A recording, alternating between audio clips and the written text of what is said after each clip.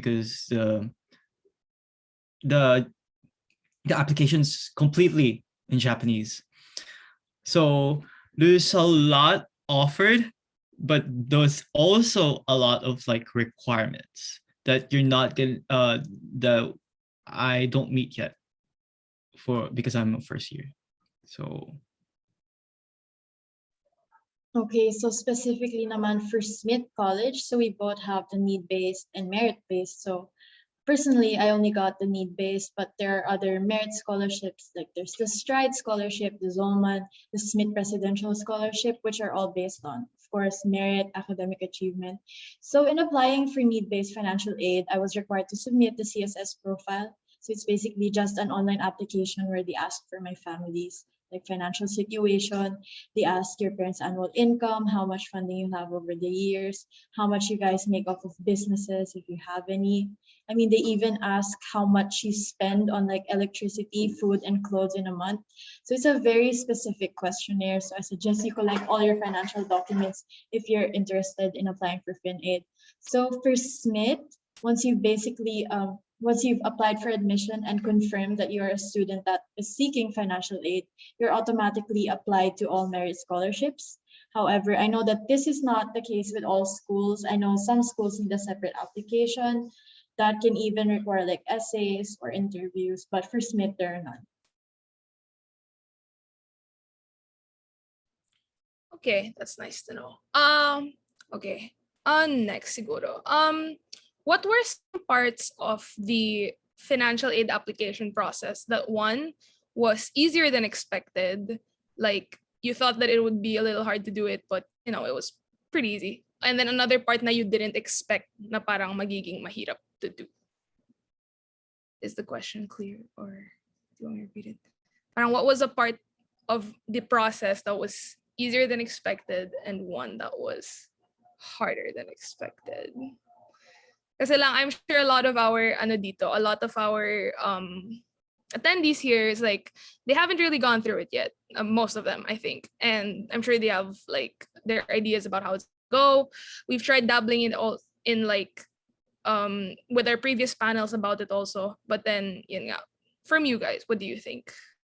I think a lot more people could relate with the application kay Sandra muna. So Sandra goes to. Oh, okay. So for me, I thought like magiging mahirap yung actual application itself, but in reality, you just input the values.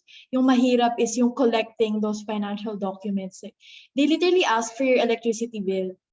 So they need your like the value of all your assets.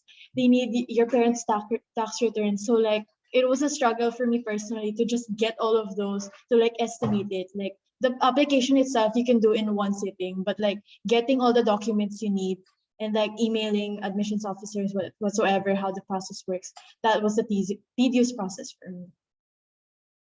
Okay, for me naman, onting context muna because it might be a little different. So yung application for me is first screening is deciding if you got accepted or not, and second is like how much tuition reduction you have. So like for the second part, so yung application for the tuition reduction, they asked for bank statements that I had to, get notarized, blah blah blah. I had to really calculate living expenses. Like luckily my mom was an accountant, so she did it herself, like planning for the future. Like we had to show kung kaya ba talaga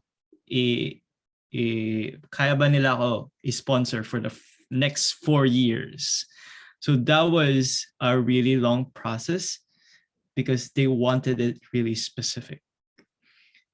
What else? The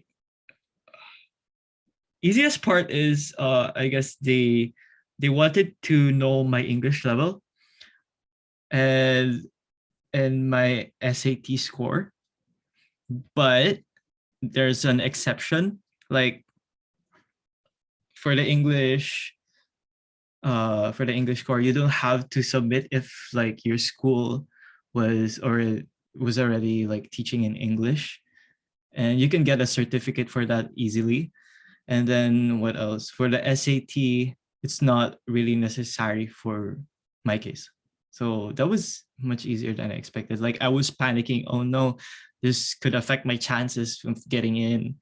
And yeah, I checked if they really needed it. I emailed the university, oh no, my SAT got canceled like 3 times because of COVID. So I didn't get my score. Like I could give them a score for like the practice. I don't know. Yeah, no, But same. Mine got canceled so much too. I didn't oh, just didn't pass. I was like, you know what, no more. hmm.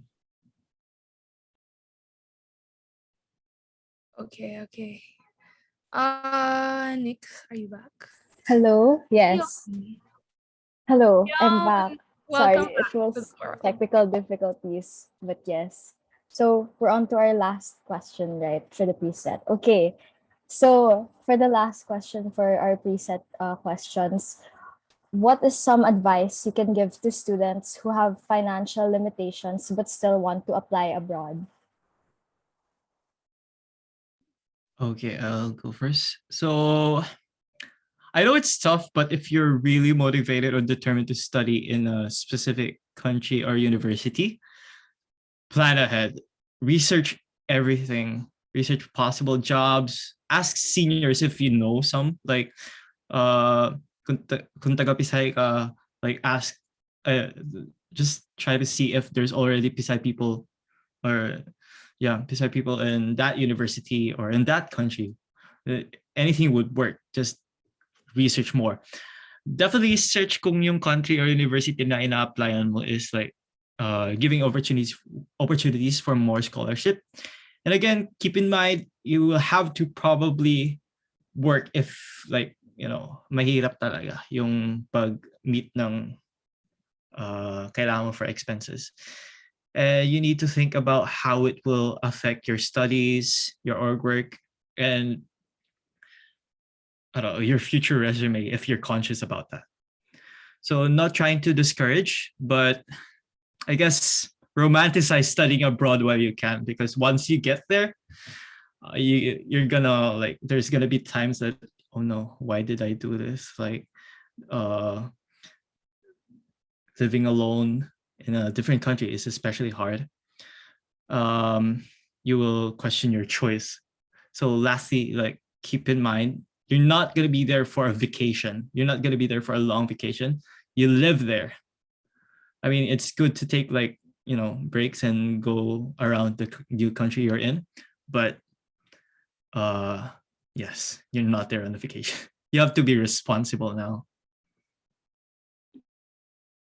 Yeah, so he basically said like everything I was going to say, but yes, you're right about like messaging people that have already gotten in. So like if you go on the PSI system Facebook, they have literally everyone from all the campuses who have gotten into universities. Like of course I don't speak for everyone, but like I know a few people who are very happy to answer questions if you have any. So on a more serious note, cliche, but do a lot of research. Applying abroad is not as straightforward as it seems. You really need to find what school fits your interests and your needs. So you need to check their websites regularly and email admissions officers. So if you need scholarships, find out whether the school meets full need, whether they need blind or need aware. So you can also search the percentage of students that receive financial aid per year and the average amount they give out to students per year. So, and I've already said this also, but be clear of your expectations at the start. Know what your needs as a student and as a potential scholar are. So if you need more aid, find schools that have a higher budget for need-based and merit-based scholarships. So a mistake I made, and I know a lot of my friends made as well, is that they applied to a lot of safety schools that couldn't offer the scholarships that we needed. So even if we were accepted, like it wasn't really feasible to continue or to go. So you can only apply to 20 schools on the Common App. So just make sure that your effort is going towards the right colleges. And lastly, just start early. I think now is a pretty good time to start your application. So you should get started on building a college list already and brainstorming ideas for your Common App essay. So the CSS profile or DSFA can be done in one sitting, but collecting all the financial documents, as I've said, is a very tedious process. So start doing that now if you want to apply for them. And of course, make sure to apply for the camp mentorship as well. I was a camp mentee, and I can say that like it definitely helped me a lot. Like I never would have survived like last year if I didn't have my mentor to like check my essays and just remind me to do everything. So yeah, apply for apply for camp, guys. All right, so thank you to our panelists for sharing their insights and advice. And yes, please do sign up for Camp's mentorship program. I was also a mentee last year, and I'm very excited to apply for college. Yes, exciting times ahead. All right, so we're gonna proceed to our Q&A bit. So I'm gonna be reading questions from the Q&A feature, and if you guys have more questions, please do use that feature, and we'll be answering that. So also a reminder that like any of the speakers can answer the question. So there's no specific order. If you have an answer, you can unmute or raise your hand, and yeah. So the first question we see here is, do you recommend taking the SAT for the upcoming college applications? Definitely, please do. um, because a lot of universities abroad, like they really look for that, and usually in the website it's in huge bold letters. Please upload your SAT scores. Yes, and I think for my case too, like I could have gotten a better chance of getting a higher scholarship if I got an SAT score, because I'm kind of confident of like getting a high score there. I practice a lot. And if you think that's going to be, if you think the university considers that a lot, yes, take it. Okay, so for the US, like a lot of colleges have got test optional. So that means you basically don't have to pass any standardized tests anymore. But I think that definitely if you are prepared, if you have the time to prepare for an SAT and you have the resources to like take an SAT, just take it and then see where you go from there. If you get a high score, you can just choose. You can choose to pass it, of course. But if you get a low score, you can also not pass it. Like they would never know that you got a low score. So just do what you can, I guess. All right, so we're gonna move to the next question. So this question is directed to Sandra. Does your scholarship cover all expenses, including boarding? And what was the full process? Is the CSS profile applicable to all US universities? Okay, so for my scholarship, it does cover everything. It covers my tuition, it covers food and housing, and it covers my health insurance as well. And other than that, Smith is also giving me $1,000 this coming August for me to be able to like pay for my dorm supplies, like if I wanted a new laptop, winter clothes, stuff like that. So basically it covers everything. It also gave me work study so that I have, you know, my own pocket money. Like if there was something I wanted to buy, I could afford it. As for the CSS, like it is not, I think most colleges in the US, they accept the CSS profile, but I do know that there are some colleges that ask for the ISFA, the International Student Financial Aid application, which is basically like a watered down version of the CSS profile. It's a lot simpler. And I know some people, like some schools also have their own applications. So, I mean, the process I've already outlined. So it's basically say that you want to seek financial aid, collect your financial documents, and then just do the CSS application. So if you already completed the CSS application for one school, you can just like pass that to every other school that you apply to after. Okay, so I hope Sandra was able to answer your question. Yes. So for the next question, this is not targeted, but for need blind schools, do you still need to pass the CSS profile applications? Okay, so basically need blind just means that they don't consider your financial aid. But if you need financial aid, you still need to pass your CSS profile because that's where the financial aid people at your school are going to decide how much they're going to give you, how much they're going to fund you, and how much you're going to be paying for. So like all schools, if you need financial aid, you need to pass some sort of like CSS profile or SPA, or you need to pass your tax returns or whatever. Okay, so we'll move to the next question. Yes. Okay. So for the next question, are schools a major factor in financial aids? Is there a more likely chance to receive help if you come from public state schools or private schools? Okay, I'll go first. So I don't really think so. I think it depends on more on what is in your financial situation. So like say your parents make not a lot yearly, so that means that you're eligible for more financial aid. So I don't think it really depends on the school you're from, but more on what are in the financial documents you are going to pass to the school.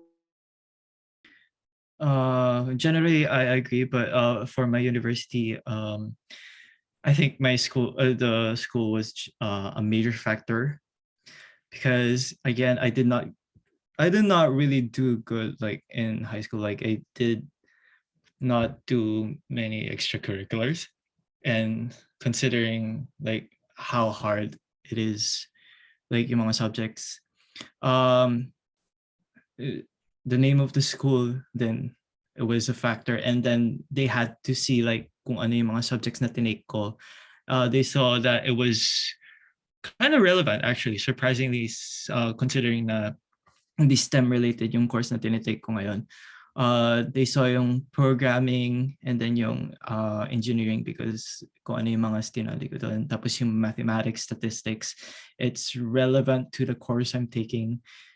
So maybe not the school itself, but the courses and the reputation mismo yung And can I just yung add to that, as like a Pisire, I think that like I've heard kasi na if there's a person at your school who is currently enrolled in the school that you want to attend, like they usually compare your stats. So I think that definitely like the school you come from affects your admission, but I don't really think that it affects your likeliness of like having financial aid. Okay, so thank you for sharing your insights on that question. So this is another targeted question. This is for Poji. So, okay, wait. All right. It's not really related to FinAid, but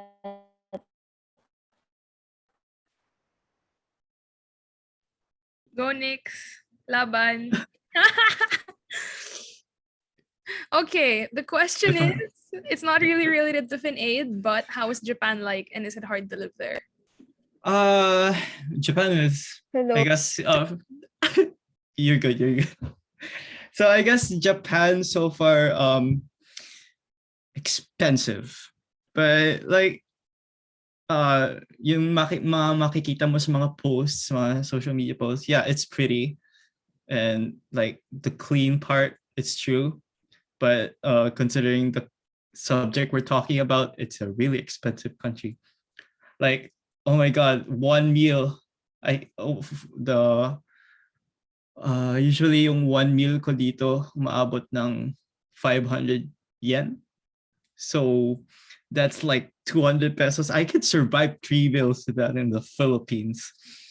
And the public transportation is very convenient. It's on time, but it's like 150 yen from one bus stop to another. It's just like, oh, a minute, like the walk is just a minute, but 150 yen, like seriously. And in terms of living, like going to the supermarket and like offices, it's really hard. You need to know Japanese. You need to study Japanese because they rarely speak English here. So if you don't know any like Japanese, it's I don't want to say I don't recommend it, but like just please study Japanese if you plan on coming to Japan. Like you will have a very hard time. That's all I think I want to say. Okay, hello, I'm back. I might not be able to turn on my camera, but I'll be asking the rest of the questions. So speaking of like the living costs and all that, so this is directed into both of you guys. So what kind of budget are you living on right now for college? Right now, uh, okay. Number wise, like I try to I survive off of like, or at least I try to survive off of 50,000 pesos, uh, almost 2 months. But that's a little considering like, I'm still looking for part-time jobs, and um the conversion rate is pretty good from Philippine peso to Japanese yen. Like, right, as far as I know, um like 1 peso is like 0.40 yen. I know, the other way around. 0.4 1 yen is like 0.40 pesos, 40 cents. So the conversion rate is good right now. Um for my current budget, I don't think I'm eating well. I'm sorry, but yeah, I really need to save up. I save up for insurance, and then I just turned 20, and that's like the adult. Like that's when you're considered an adult in Japan, and you need to pay for social security. I have to pay for that. Actually, I need to take care of that later. Um, and now I have to pay for my bills too. So 50,000 pesos for almost 2 months is not enough. I'm struggling. This is a cry for. I'm kidding, but yeah, that's all. Okay, so I can't really say much about budget yet because I haven't been there. Like I'm only going in August, but I think it's expensive actually, given how much like the cost of attendance is and how much you're giving me for my work study. So you definitely have to put aside money for like if you want to eat outside, because like dorm food really isn't that great. Then you have like just things you want to buy for yourself, and then you need your necessities, you need your shampoo. So but I can't like have an estimate, God, because I've never been yet. So yeah. All right. So for the next question, I think this is a general kind of question, but were there any things that you wish you knew or would have done sooner? Okay, I'll go first. I think when I was in high school, I should have like done more, definitely, because for applying in APU, almost all of my almost all of the questions I can answer really well, and I had something to put, except for the extracurriculars, which is bad considering that's really important for almost all of the universities you're gonna apply for. Um, I wish I did more in high school. I wish I thought of it sooner. Um, uh, I wish I could have like done SAT sooner because yeah, as I said before, like it got canceled 3 times, but that's also partially my fault because I applied late. I took the test. No, not take the test, but I applied for it late, and uh as much as I like said before that really need to plan, I didn't plan that much in terms of expenses. I guess I should have like researched the rate for Beppu specifically, and don't get too I wish I didn't get too stuck in like live like in the idea of living abroad, like, oh my god, I'm going to Tokyo. Oh, no. Like, no. Okay, same thoughts na actually I wish I knew I was going to apply abroad earlier because medyo naging relaxed ako in terms of my extracurriculars, my grades. Then like of course I wasn't even thinking of taking the SAT. So just basically I wish I was prepared a lot earlier. Then as for financial aid, I wish I knew that you could get like fee waivers for the CSS profile a lot earlier Like you could just email the financial aid. You're gonna say you're like a low income student and that you really can't afford to pay the CSS because the CSS is $25 for your first school, then $16 for like the schools after. So you could just email and they would literally just grant it. I would have saved so much money. So Right. So we're gonna move to the next question. So this is a targeted one for Sandra. So how do you find schools in the US that offer more need-based scholarships? okay, so basically I checked the list of schools. There's a list somewhere. I really don't remember where it is. But it's a list which is basically like all the colleges that meet your full demonstrated need. So I basically just checked which ones. I checked each one on like how much international students they accept per year, how much of that percentage receives financial aid, and then I basically just checked how much financial aid they gave to students. So as for my personal experience, I've checked that schools with a higher budget for financial aid would obviously give like more scholarships to their students. So like obviously the Ivies have a lot of budget. Smith, as far as I know, has like $1 billion budget for not just for financial aid, but for like all the operations of the school. So just check check those and check the average financial aid, and then you'll get a sense of how generous they are to international students. All right. So hope Sandra was able to answer your question. So the next question is not really targeted, so any of the panelists can answer. So do you plan to work in the country you're studying in right now? Yes. That's I didn't mention it before, but there was also a factor of my decision, like working abroad and specifically Japan, because part of the reason is they asked that in the interview when I was applying, like, do you plan on working in Japan? And I really had to think about it because um the university has like a good name, like when they see that you're from Ritsumeikan APU, and then APU teaches Japanese. So usually they look for foreigners that can also speak Japanese. So um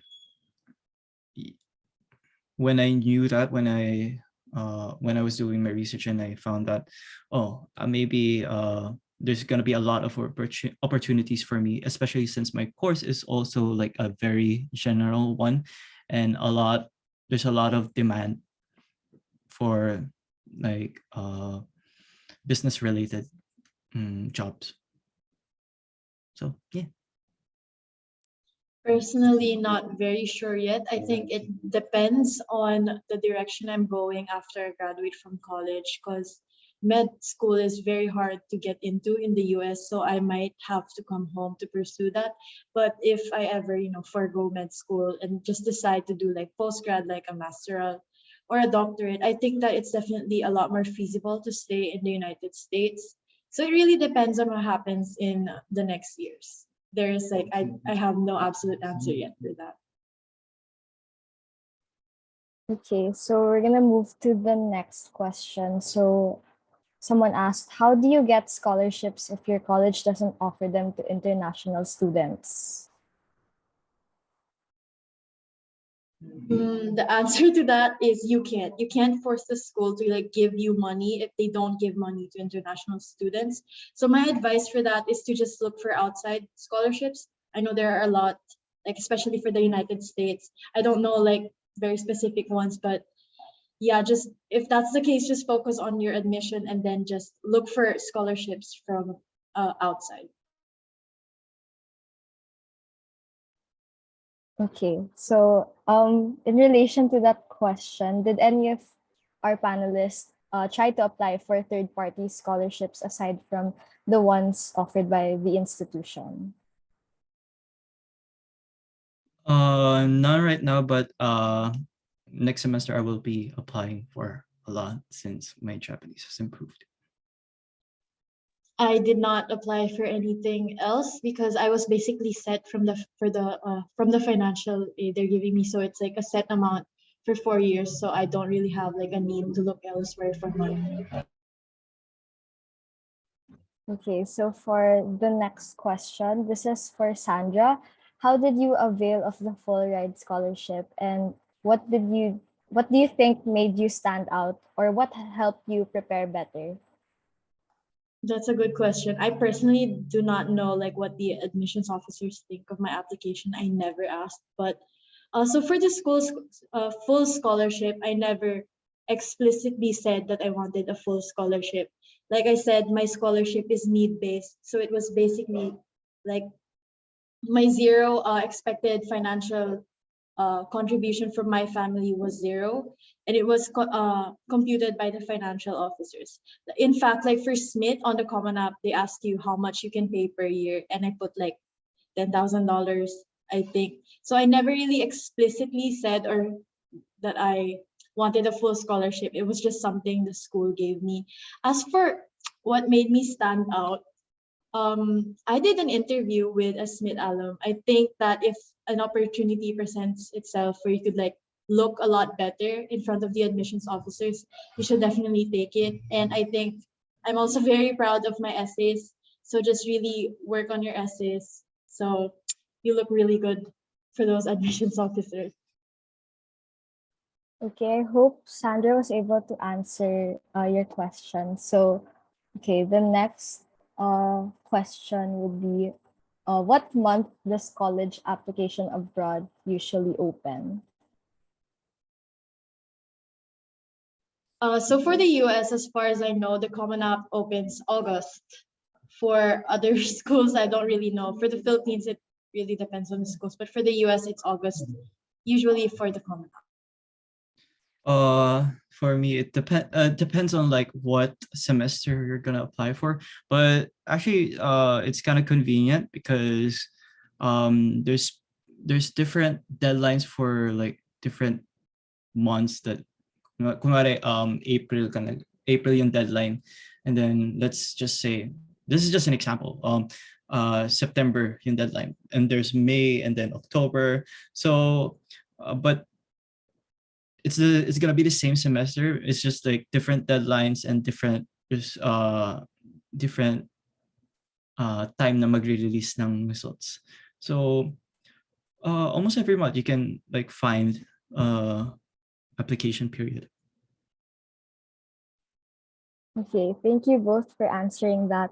Since we're almost nearing 5 p.m., I'll ask the last question and then we'll proceed to the closing, if that's all right. Are there local Filipino organizations that offer financial aid to outgoing international students? I do I not do not know. really know that. As Hmm. far as I know, there are like like the SM scholarship for like students that want to go to like FEU or I'm not really sure about that. Don't take my word for it.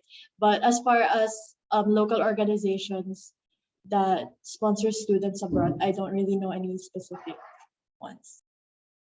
Yeah, I'm sorry. I really don't know how to answer that question too. All right. So, if ever there's like people that want to follow up or contact you guys for like more questions, you guys can like leave your emails down in the chat for everyone to see it, if that's all right. For the chat, right? Wait, can we actually like send to the attendees because mine only says like hosts and Yeah, panelists. same. Oh, I can. okay. I have the feature to send it to everyone, but so I think you guys can send it to me and then I'll forward it to the chat if ever. So what do we need to send you? Like social? Yeah, you can send like Mm. email, Facebook, or like how the attendees can contact you guys. Okay.